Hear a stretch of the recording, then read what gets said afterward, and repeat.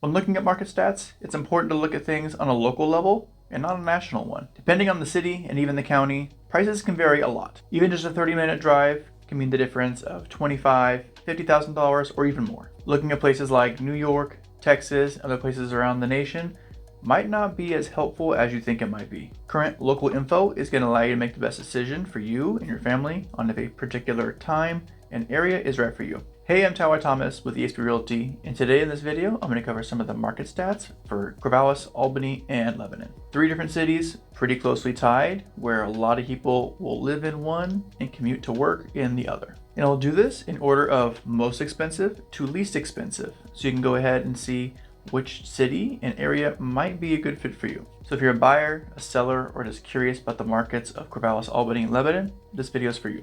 And subscribe to my channel for more future info on these cities and the surrounding areas. My information is in the description below, so if you're looking for even more information than what we're going to discuss today, you can go ahead and reach out. I'm glad to help you discuss your options and see if it might be a good time for you to buy or sell.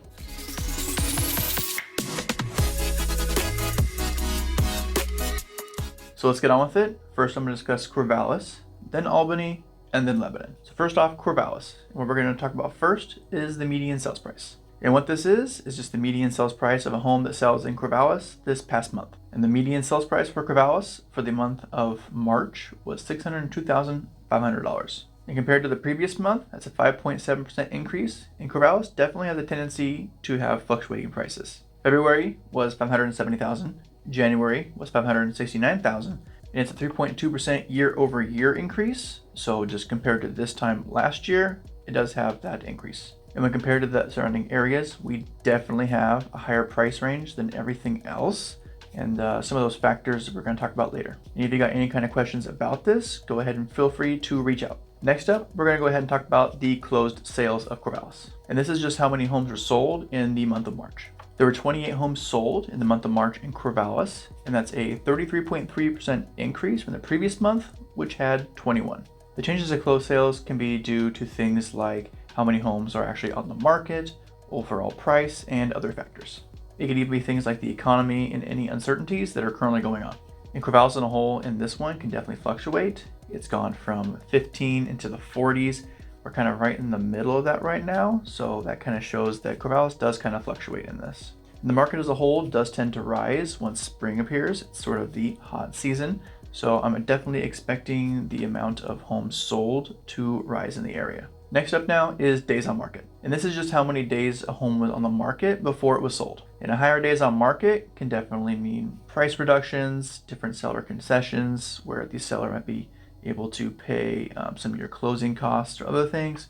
So it's definitely something to think about. In the month of March, there was a huge decrease in the amount of days on market. It lowered down to 56 days. And that's actually a really big drop of 45.1%. February, the month before, was 102 days. So you can see that was just a pretty big drop. Corvallis is typically kind of in the range of 50 to 70 days.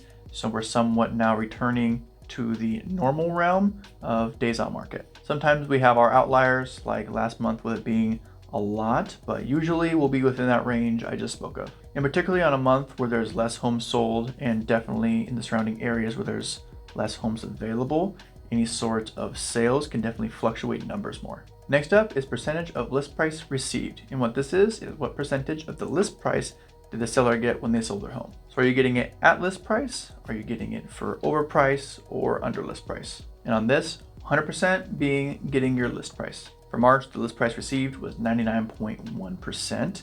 So sellers on average were getting around 99% of what their list price was. Upper 98s to the 99s are kind of our normal range. So we're definitely falling within what is normal for the area. And depending on the strategy of the homeowner and their agent, that strategy can definitely change this quite a bit. And then whether we are in a buyer's or a seller's market can also be a factor.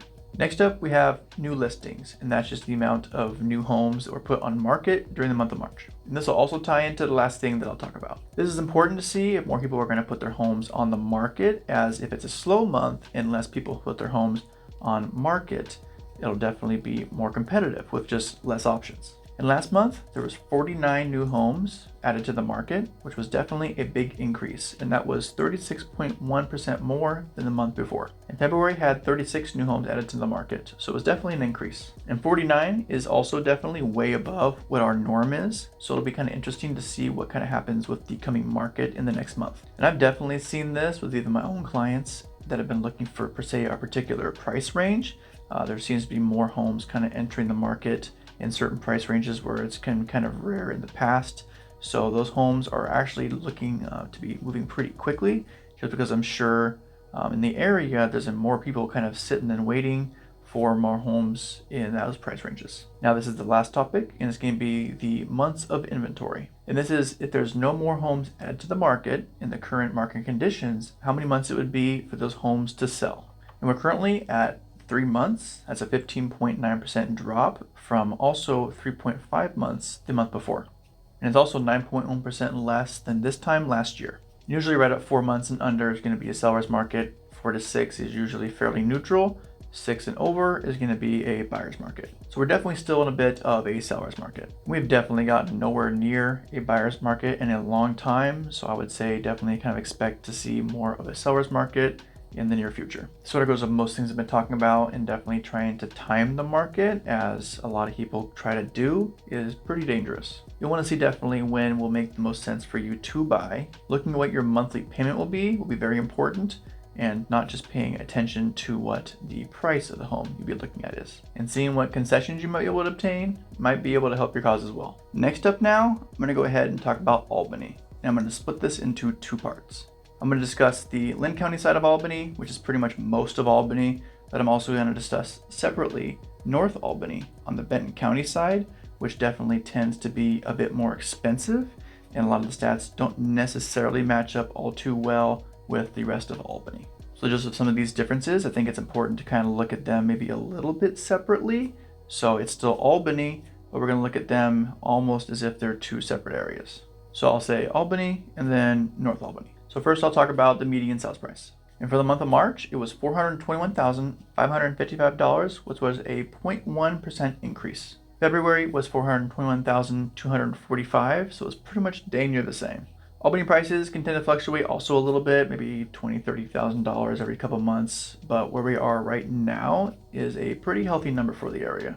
North Albany last month was $438,750. That was a decrease of 7.6% from the previous month, February, which was $475,000. And North Albany tends to be more in the $500,000 range, so last month and previously was a little bit more abnormal. It can be due to things like some smaller new builds being sold, as well as if there's some smaller, less expensive homes being sold, like a lot more of those in 1 month. That can also affect it. If there's just less homes being sold in a month, those numbers can definitely fluctuate more than usual as well. And Albany, being in Linn County, is definitely the most expensive city in Linn County, and Benton County definitely is more expensive than Linn County, and North Albany kind of more coincides with Corvallis than the Albany prices. And this will usually be a big reason for what sort of part of Albany someone will be looking at, and why it's actually really important before even looking at a home, trying to get pre-approved so you kind of know what your buying power is, so you can see where in town would be a good option for you. And next up is closed sales. And this section can definitely make a pretty big difference on every other stat. The less homes that sell, the bigger fluctuations that you're going to see throughout. Say randomly you got 2 mansions that sell and then 1 smaller house, and then the next month you have 2 smaller houses that sell and 1 mansion. Well, those prices are definitely going to fluctuate, even though both months there'd be 3 houses sold. For Albany, for the month of March, there was 37 homes sold, a 2.6% decrease from the previous month, February, which had 38. And being in the 30s and low 40s is a pretty consistent number for Albany, so I'd say we're in a pretty good consistent level currently. As far as North Albany goes, there was 10 homes that sold in the past month. And in February, there was also 10 homes sold. So no gain, no loss. And with North Albany being definitely smaller, we're usually around that 7 to 10 homes sold range. Sometimes it might be a little bit more, sometimes a little bit less, but it's a fairly consistent number in this range. And next up, we're looking at the amount of days on market. And last month, we definitely saw a rise in the amount of days on market. It went up 16.5% to 92 days on market. We've been pretty consistently going to the 60s, kind of into maybe even the 80s. So homes are just right now more sitting a little bit longer than they sometimes usually do. And this can definitely change some of the strategies that both a buyer and a seller might use. North Albany days on market actually lowered a little bit. It went to 85, which is a 2.9% decrease. So it's not by much, but the homes were selling a couple of days sooner in North Albany. In North Albany, much more than the rest of Albany, kind of fluctuates a lot in this regard. And like we just earlier talked about, with less closings being in North Albany, these numbers definitely fluctuate, because if you have one home that sells fairly quick, but a couple that have been sitting for damn near ever, that number is really going to fluctuate. Now we're going to see the percentage of list price received. Again, are you getting list price, over list price, or under list price? And Albany actually had the rare over 100%. So Albany was 100.1% of list price received. And that was a healthy 1.3% more than the previous month. And it's happened one other time in the past year. We're usually in the upper 88s to the 99% range. And Albany definitely had actually a pretty good month overall with just overall growth. And North Albany hit 99% of list price received, which was a 0.5% jump over February, which was a 98.5%. North Albany does tend to hit more in the 98s. So in North Albany, the sellers more tend to hit kind of underneath the list price, more than the Linn County, the rest of Albany side. Whether it's the initial pricing strategy, the amount of homes on market, and the competition, or other factors. And now we're looking at the amount of new listings. For the month of March, we actually saw a really big increase. There was 72 new homes added to the market, which is a 60% increase, which is actually really large.